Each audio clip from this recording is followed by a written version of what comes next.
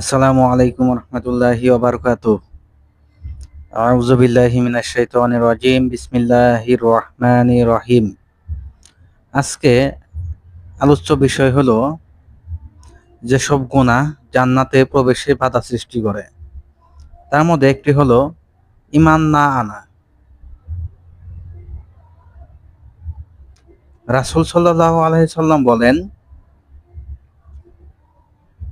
ঈমানদার ব্যতীত কেউ জান্নাতে প্রবেশ করবে না। হাদিসটি রয়েছে সহিহ বুখারী 4203 ও সহিহ মুসলিম হাদিস নম্বর 1142।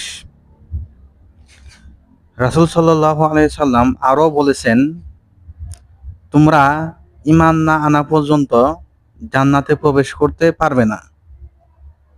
হাদিসটি রয়েছে সহিহ মুসলিম হাদিস নম্বর 54। অতএব আমাদেরকে ঈমান আনতেই হবে। ঈমান না আনলে আমরা কখনোই জান্নাতে প্রবেশ করতে পারবো না।